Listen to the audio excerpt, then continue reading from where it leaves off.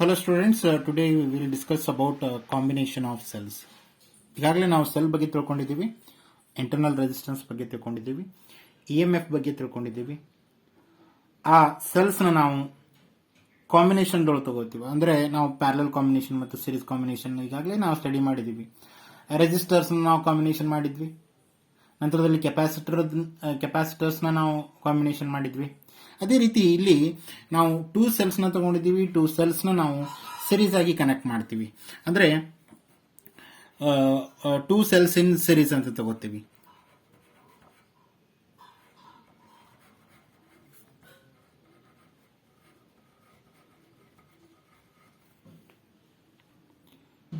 Okay, ಇಲ್ಲಿ ನಾವು ಫಿಗರ್ನ observe ಮಾಡೋಣ.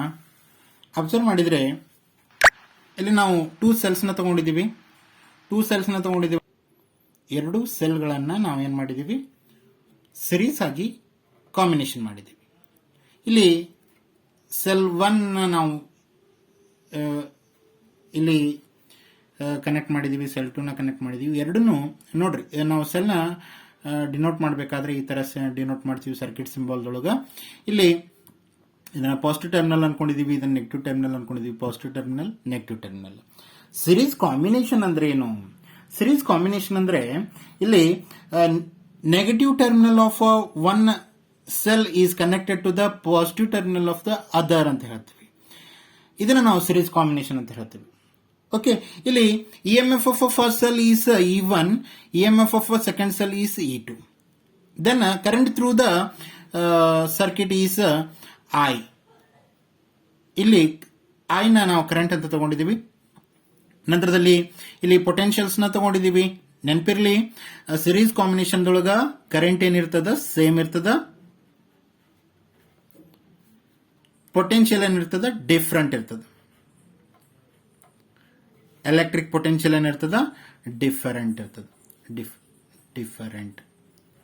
ಓಕೆ, ಇಲ್ಲಿ ನಾವು ಈ ಸರ್ಕ್ಯೂಟ್ಗೆ ಇಕ್ವಲೆಂಟ್ ಸರ್ಕ್ಯೂಟ್ ನ ನಾವು ಏನ್ ಮಾಡ್ತೀವಿ, ಡ್ರಾ ಮಾಡ್ತೀವಿ. ಇಕ್ವಲೆಂಟ್ ಸರ್ಕ್ಯೂಟ್ ಅಂದ್ರೆ ಏನಂತೇಳಿ ನಾನು ಲಾಸ್ಟ್ ಕ್ಲಾಸ್ನೊಳಗೆ ಹೇಳಿದ್ದೀನಿ. ಇಲ್ಲಿ ನಾವು ಈ ಎರಡು ಕಾಂಬಿನೇಷನ್ ಆಗ್ತಾವಲ್ಲ, ಅಂದ್ರೆ ಸಿರೀಸ್ ಕಾಂಬಿನೇಷನ್ ಇಕ್ವಲೆಂಟ್ EMF ಇರುವಂತ ಒಂದು ಸೆಲ್ ನ ನಾವು ಇಲ್ಲಿ ಡ್ರಾ ಮಾಡ್ತೀವಿ. ಈ ಇಕ್ವಲೆಂಟ್ EMF ನ ನಾವು ಇಲ್ಲಿ ಸಿರೀಸ್ ಕಾಂಬಿನೇಷನ್ ಮಾಡಿದ್ವಿ ಅಂದ್ರೆ ES ಅಂತ ತಗೋತೀವಿ. ದೆನ್ ರೆಸಿಸ್ಟೆನ್ಸ್ ನ ನಾವು RS ಅಂತ ತಗೋತೀವಿ, equivalent internal resistance.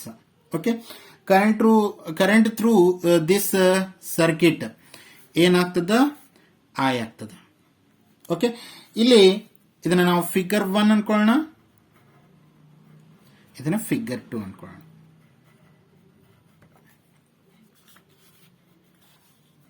Okay, E1 E2 EMF of two cells, EMF of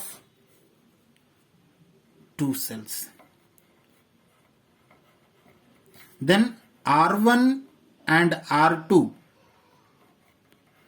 internal resistances of cells.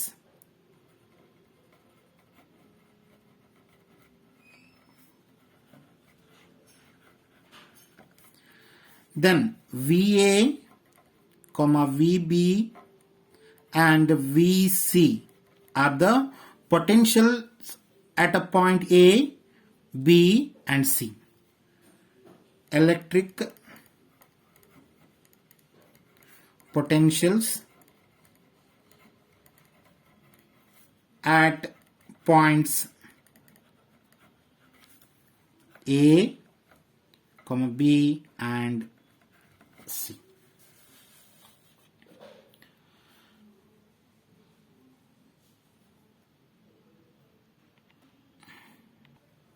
Okay, ಇನ್ನು ಹೇಳಿದೆ ನಾನು ಪೊಟೆನ್ಷಿಯಲ್ ಡಿಫ್ರೆನ್ಸ್ ಏನಿರ್ತದೆ ಡಿಫ್ರೆಂಟ್ ಇರ್ತದೆ. ಓಕೆ, ಈಗ ನಾವು ಈ ಫಿಗರ್ ಅಲ್ಲಿ ಅಬ್ಸರ್ವ್ ಮಾಡಿದಾಗ potential difference between point A and point C ಏನಾಗ್ತದೆ,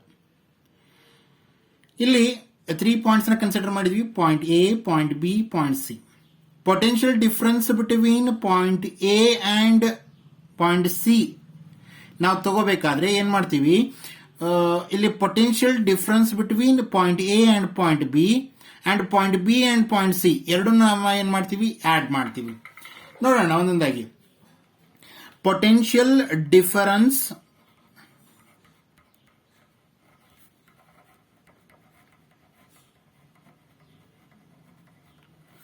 between points A and C ಅದನ್ನು ನಾವು ವಿ ಸಬ್ಸ್ಕ್ರಿಪ್ಟ್ ಎ ಸಿ ಅನ್ಕೊಳ್ಳೋಣ. V subscript A C is equals to potential difference between A B, V A B plus potential difference between B C, V B C. ನಾನು last ಕ್ಲಾಸ್ನೊಳಗ potential difference expression ನಾನು ಹೇಳಿದ್ದೆ. Potential difference expression ಏನು ಬರ್ತದ, V equals to E minus I into R ಅಂತ ತಗೊಂಡಿದ್ದೆ. ಈಗ ಒಂದೊಂದಾಗಿ ನೋಡೋಣ. ಫಸ್ಟ್ ಏನ್ ಮಾಡೋಣ, potential difference between the points A and B. Potential difference between points A and B. ಇಲ್ಲಿ ನೋಡ್ರಿ, ಎ ಪಾಯಿಂಟ್ ಮತ್ತು ಬಿ ಪಾಯಿಂಟ್ ನಡುವ ಪೊಟೆನ್ಷಿಯಲ್ ಡಿಫರೆನ್ಸ್ ಏನದ ಅದನ್ನ ನಾವೇನಂತ ತಗೊಂಡಿದ್ದೀವ್ರಿ, ವಿ ಎ ಬಿ ಅಂತ ತಗೊಂಡಿದ್ದೀವಿ. Potential difference between point B and C ಅಂತ ತಗೊಂಡಿದ್ದೀವಿ, ವಿ ಬಿ ಸಿ ಅಂತ ತಗೋತೀವಿ. ಎರಡರದ್ದು ಸಮೇಷನ್ ಏನಾಗ್ತದ, ವಿ ಎ ಸಿ ಆಗ್ತದ. ಈಗ ಎ ಮತ್ತು ಬಿ ನಡುವೆ ಇರುವಂತ ಪೊಟೆನ್ಷಿಯಲ್ ನ ವಿ ಎ ಬಿ ಅಂತ ತಗೊಂಡಿದ್ದೀವಿ, V A B. According to this formula ಇಲ್ಲಿ ಇ ಅದ ಅಂದ್ರೆ E M F of cell. ಇಲ್ಲಿ ಎ ಬಿ ಪಾಯಿಂಟ್ ನಡುವ ಇರುವಂತ ಸೆಲ್ ಯಾವುದು, ಇ ಒನ್. ಓಕೆ, ಅದಕ್ಕೆ ನಾವೇನ್ ಮಾಡೋಣ, ಇ ಒನ್ ಅನ್ಕೊಳ್ಳೋಣ. Minus current through out the circuit ಏನಿರ್ತದ, ಸೇಮ್ ಇರ್ತದ. ಹಾಗಾಗಿ ನಾವೇನ್ ಮಾಡ್ತೀವಿ, ಐ ಆಸ್ ಇಟ್ ಇಸ್ ಬರ್ಕೋತೀವಿ. In internal resistance of cell 1 is R1. ಯಾಕಂದ್ರೆ ಇಲ್ಲಿ ಎ ಮತ್ತು ಬಿ ಪಾಯಿಂಟ್ ನಡುವೆ ಇರುವಂತಹ ಸೆಲ್ ಇಂಟರ್ನಲ್ ರೆಸಿಸ್ಟೆನ್ಸ್ ಏನಿದೆ R1 ಇದ, ಅದಕ್ಕೆ ನಾವೇನ್ ಮಾಡ್ತೀವಿ, R1 ಅಂತ ಬರ್ಕೋತೀವಿ. Similarly potential difference between points B and C. ಇಲ್ಲಿ ಬಿ ಮತ್ತು ಸಿ ಪಾಯಿಂಟ್ ನಡುವೆ ಇರುವಂತ ಸೆಲ್ ಯಾವುದು, ಸೆಕೆಂಡ್ ಸೆಲ್. ಅದ್ರದ್ದು ಇ ಎಂ ಎಫ್ ಏನದ, E2 ಇದೆ. ಅದ್ರದ್ದು ಇಂಟರ್ನಲ್ ರೆಸಿಸ್ಟೆನ್ಸ್ ಏನದ, R2 ಅದ. ಇಲ್ಲಿ ಅಪ್ಲೈ ಮಾಡೋಣ. According to this formula, V B C is equals to ಇಲ್ಲಿ E2 ಅಂತ ತಗೋತೀನಿ, ಮೈನಸ್ ಐ R2. ಇದನ್ನ ಇಕ್ವೇಶನ್ 1 ಅನ್ಕೊಳ್ಳೋಣ, ಇದನ್ನ ಇಕ್ವೇಶನ್ 2 ಅನ್ಕೊಳ್ಳೋಣ, ಇದನ್ನ equation 3 ಅನ್ಕೊಳ್ಳೋಣ. Equations 2 and 3. In equation 1 we get VAC is equals to VAB ಅಂದ್ರೆ ಏನಿದೆ, E1 minus IR1 plus E2 minus IR2. Solve ಮಾಡೋಣ. ಸಾಲ್ವ್ ಮಾಡಿದ್ರೆ ಏನಾಗ್ತದೆ ನೋಡ್ರಿ, ಇಲ್ಲಿ ಪಾಸಿಟಿವ್ ಸೈನ್ ಇದ್ದ ಅಂದ್ರೆ E1 ಪ್ಲಸ್ E2, ಇಲ್ಲಿ ಮೈನಸ್ ಸೈನ್ ಇದೆ, ಮೈನಸ್ ಸೈನ್ ಕಾಮನ್ ತಗೊಳ್ಳೋಣ, IR1 plus IR2. Okay, then I common ತಗೊಳ್ಳೋಣ, E1 plus E2 minus IR1 plus R2. Then potential difference between the points AC equals to ಇಲ್ಲಿ E1 plus E2 ಅದ. ಇದಕ್ಕೆ equivalent EMF ಏನದ ರೀ, ಈ S ಇದೆ, ನಾವೇನು ಮಾಡೋಣ ಇಲ್ಲಿ ಈ ಎಸ್ ಅನ್ಕೊಳ್ಳೋಣ, ಮೈನಸ್ ಐ. ಇದಕ್ಕೆ R1 ಪ್ಲಸ್ R2 ಬದಲಿಗೆ internal resistance, equivalent internal resistance ಏನಿದೆ ಆರ್ ಎಸ್ ಇದೆ, IRS. ಅದನ್ನ ಇಕ್ವೇಶನ್ ನಂಬರ್ 4. ಇಲ್ಲಿ ಯೂಸಿಂಗ್ ಇಕ್ವೇಶನ್ 4 ನಮಗೇನು ಸಿಕ್ತು ನೋಡ್ರಿ, ಇ ಎಸ್ ಅಂದ್ರೆ ಏನದ, E S is equals to E1 plus E2 ಅಂದ್ರೆ equivalent EMF is equals to sum of EMF of a first cell and EMF of a second cell. Then RS is equals to R1 plus R2. Equation 5 ಅನ್ಕೊಳ್ಳೋಣ, then equation 6 ಅನ್ಕೊಳ್ಳೋಣ. ಇಲ್ಲಿ ನಮಗೆ ನೋಡ್ರಿ total EMF across the combination is equals to sum of EMF of all the cells ಅಂತ ನಾವು ತಗೊಂಡಿದ್ದೀವಿ. ಅಂದ್ರೆ ಇಲ್ಲಿ ನಾವು ಏನ್ ಮಾಡಿದೀವಿ, ಎರಡನ್ನೂ ಸಮೇಷನ್ ಮಾಡಿದ್ವಿ EMF ನ. ಅವಾಗ ನಮ್ಗೇನ್ ಸಿಕ್ತು, ರಿಸಲ್ಟೆಂಟ್ EMF ಸಿಕ್ತು. ದೆನ್ ಎರಡು ಇಂಟರ್ನಲ್ ರೆಸಿಸ್ಟೆನ್ಸ್ ನ ನಾವು ಸಮೇಷನ್ ಮಾಡಿದೀವಿ, ನಮಗೇನ್ ಸಿಕ್ತು, ಎಕ್ವಿವೆಲೆಂಟ್ ಇಂಟರ್ನಲ್ ರೆಸಿಸ್ಟೆನ್ಸ್ ಅಂತ ಸಿಕ್ತು. ಈಗ ಇನ್ಸ್ಟೆಡ್ ಆಫ್ 2 cells ನಾವು ಬಂಚ್ ಆಫ್ ಸೆಲ್ಸ್ ನ ತಗೊಂಡ್ರೆ, ಎನ್ ನಂಬರ್ ಆಫ್ ಸೆಲ್ಸ್ ನ ತಗೊಂಡ್ರೆ ಇಕ್ವೇಶನ್ ಏನಾಗ್ತದ, ಫಾರ್ ಎನ್ ಸೆಲ್ಸ್ ಏನಾಗ್ತದ ನೋಡ್ರಿ, equals to E1 plus E2 plus so on En. Similarly equivalent internal resistance R is equals to ಇದನ್ನ ES ಅನ್ಕೊಳ್ಳೋಣ, ಇದು RS ಅನ್ಕೊಳ್ಳೋಣ, R1 ಪ್ಲಸ್ R2 ಪ್ಲಸ್ ಸೊ ಆನ್ RN.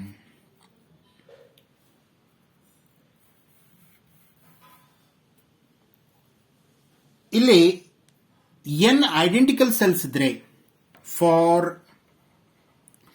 n ಐಡೆಂಟಿಕಲ್ ಅಂದ್ರೆ identical means same,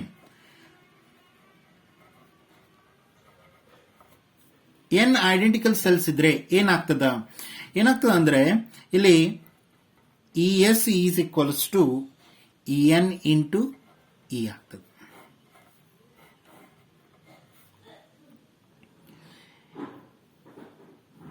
then internal resistance ಏನಾಗ್ತದ, internal resistance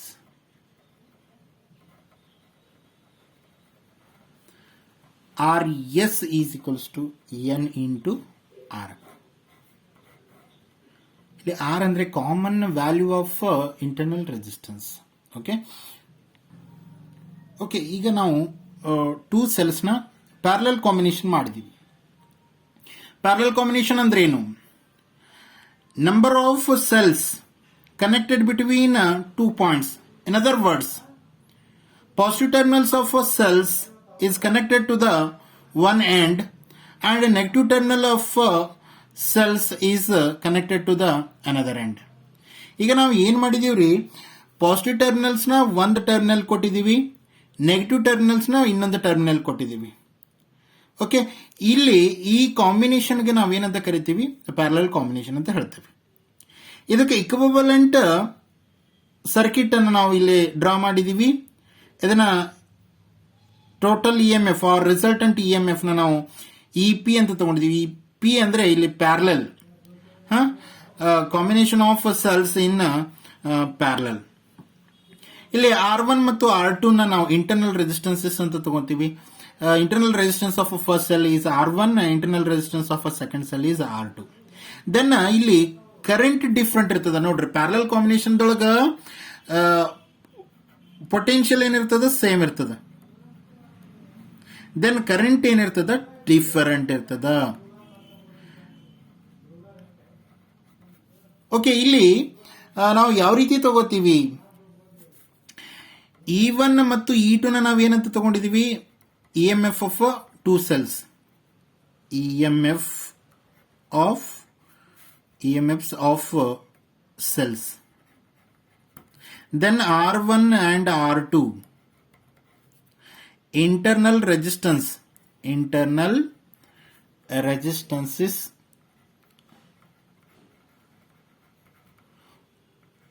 of cells. Then current I1 and I2, net current ನಾವು ಐ ಅಂತ ತಗೊಂಡಿದ್ದೀವಿ. ಓಕೆ, ಇಲ್ಲಿ I1 ಮತ್ತು I2 ಅನ್ನೋದು ಏನದ ಅಂದ್ರೆ ಕರೆಂಟ್ ಇಲ್ಲಿ E1 ಥ್ರೂ ಕರೆಂಟ್ ಪಾಸ್ ಆಗಿದೆ, ಅದು I1 ಅನ್ಕೊಂಡಿದೀವಿ. E2 through current pass ಆಗಿದೆ, ಇದು I2 ಅನ್ಕೊಂಡಿದೀವಿ. ಓಕೆ, ಯಾವ ರೀತಿ ಬರಿಬಹುದು ಇಲ್ಲಿ ನೋಡ್ರಿ. I1 and I2 be the current entering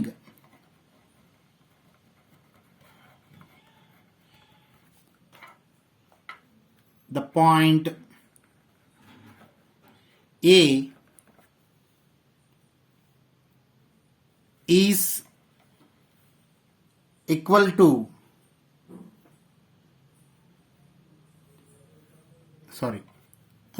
entering the points A and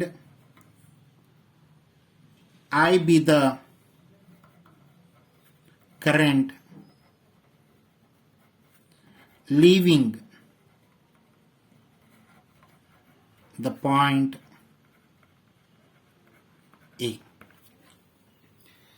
ಇಲ್ಲಿ ಕರೆಂಟ್ ಎಂಟರ್ ಆಗ್ತವ, ಈ ಕರೆಂಟ್ ಏನಾಗ್ತದೆ ಇಲ್ಲಿ ಎಕ್ಸಿಟ್ ಆಗ್ತದೆ. ಓಕೆ, ಇಲ್ಲಿ ನೋಡ್ರಿ, I1 ಮತ್ತು I2 ಏನಾಗ್ತವ, ಈ ಪಾಯಿಂಟ್ ಥ್ರೂ ಪಾಸ್ ಆಗ್ತವ, ಅವು ಜಾಯಿನ್ ಆಗಿ ಏನಾಗ್ತವ, ನಮಗೆ ನೆಟ್ ಕರೆಂಟ್ ಸಿಗ್ತದೆ, ಅಂದ್ರೆ ಟೋಟಲ್ ಕರೆಂಟ್ ಸಿಗ್ತದೆ. ಓಕೆ, ಆ ಟೋಟಲ್ ಕರೆಂಟ್ ನಾವು ಯಾವ ರೀತಿ ಬರಿತೀವಿ, I ಅಂತ ಬರಿತೀವಿ. I is equals to sum of I1 and I2. Equation 1 ಅನ್ಕೊಳ್ಳೋಣ. ನಮ್ಗೆ ಐದು ಎಕ್ಸ್ಪ್ರೆಷನ್ ಗೊತ್ತಿಲ್ಲ, I1 ಎಕ್ಸ್ಪ್ರೆಷನ್ ಗೊತ್ತಿಲ್ಲ, I2 ಎಕ್ಸ್ಪ್ರೆಷನ್ ಗೊತ್ತಿಲ್ಲ. ಈಗ ನಾವು ಐದು ಎಕ್ಸ್ಪ್ರೆಷನ್ ಫೈಂಡ್ ಔಟ್ ಮಾಡ್ಬೇಕಂದ್ರೆ I1 ಗೊತ್ತಾಗಬೇಕು, I2 ಗೊತ್ತಾಗಬೇಕು. ಈಗ ನಾವು ಅಗೇನ್ ಪೊಟೆನ್ಷಿಯಲ್ ಡಿಫರೆನ್ಸ್ ಎಕ್ಸ್ಪ್ರೆಷನ್ ತಗೋಣ. Potential difference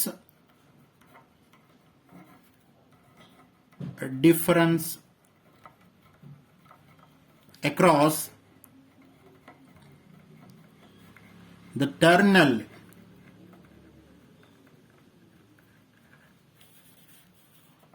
of first cell.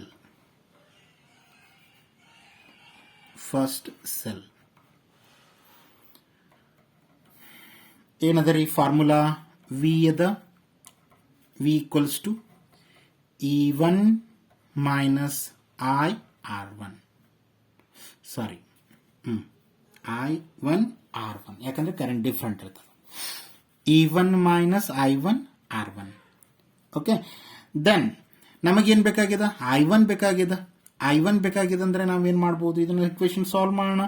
Solve ಮಾಡಿದ್ರೆ ಏನಾಗ್ತದೆ ನೋಡ್ರಿ, V plus I1 R1 equals to E1. I1 R1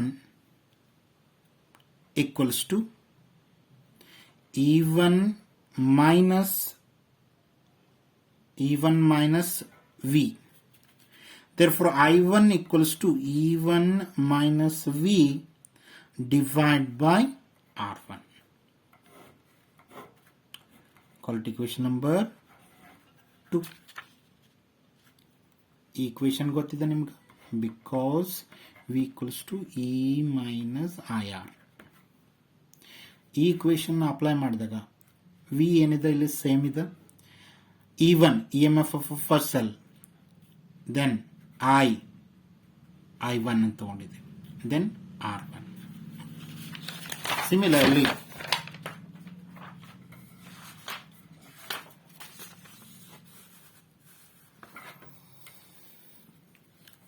Similarly, potential difference across the terminals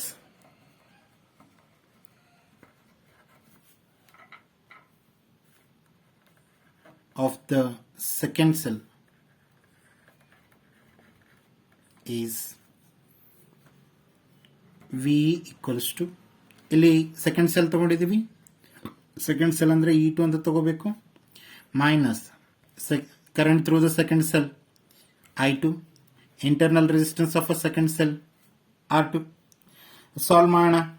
solve ಮಾಡಿದರೆ V plus R2 equals to E2.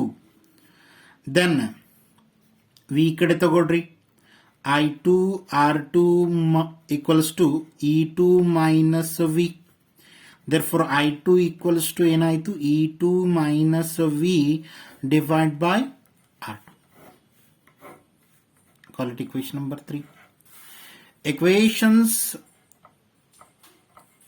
2 and 3 in 1 we get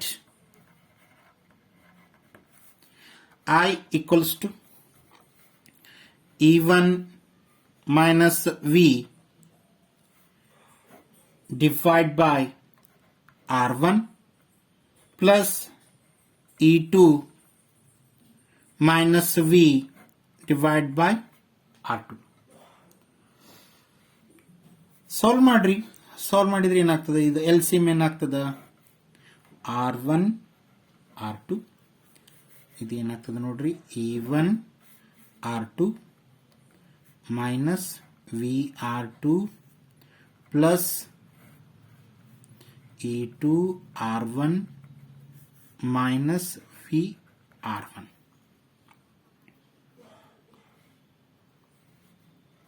then ಈ R1 R2 ಈ ಕಡೆ ತಗೋಣ, I R1 R2 E1 R2 plus E2 R1 minus V into the bracket R1 plus R2. ಬರಿಬೋದ್ರಿ. ಇಲ್ಲಿ ನೋಡ್ರಿ, minus sine ನಾವು ಹೊರಗಡೆ ತಗೊಂಡಿದ್ದೀನಿ, V common ಆಗ್ತದ, R1 plus R2 ಆಗ್ತದೆ. ಇದನ್ನ ಈ ಕಡೆ ತಗೋಣ, ಇದನ್ನ ಈ ಕಡೆ ತಗೋಣ. V R1 plus R2 equals to E1 R2 plus E2 R1 minus I R1 R2. Therefore, V equals to net potential difference is equals to V equals to E1 R2 plus E2 R1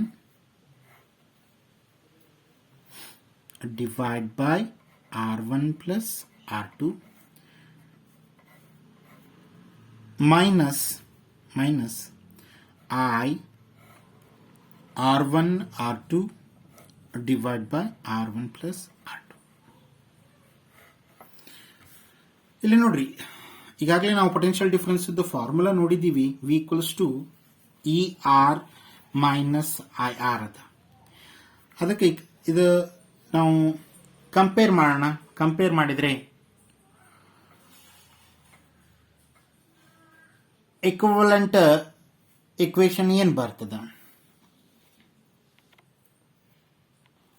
Okay, ನೋಡ್ರಿ, when the combination is replaced by an equivalent cell of EMF EP and equivalent internal resistance RP, ಇದನ್ನು ನಾವು compare ಮಾಡಿದರೆ V equals to EP minus I RP. Therefore, EP is equals to E1 R2 plus E2 R1 divided by R1 plus R2. Similarly, RP is equals to R1 R2 divided by R1 plus R2. ನಮಗೆ equivalent EMF ಸಿಕ್ತು, equivalent internal resistance ಸಿಕ್ತು. Okay, ಇದು equivalent internal resistance, ಇದು equivalent EMF. Okay, ಅರ್ಥ ಆಗಿದೆ ಅಂತ ಅನ್ಕೋತೀನಿ. Most important derivations ಇವೆರಡು 5 ಮಾರ್ಕಿಗೆ ಎಕ್ಸಾಮಿನೇಷನ್ದೊಳಗೆ ಕೇಳುವಂಥ ಪಾಸಿಬಿಲಿಟಿ ಇರ್ತದೆ. ಪ್ರಾಕ್ಟೀಸ್ ಮಾಡಿರಿ. ನೆಕ್ಸ್ಟ್ ಕ್ಲಾಸ್ನೊಳಗೆ ನಾವು ಕಿರ್ಚಾಫ್ಸ್ ರೂಲ್ಸ್ ಮೇಲೆ ಸ್ಟಡಿ ಮಾಡೋಣ. Thank you.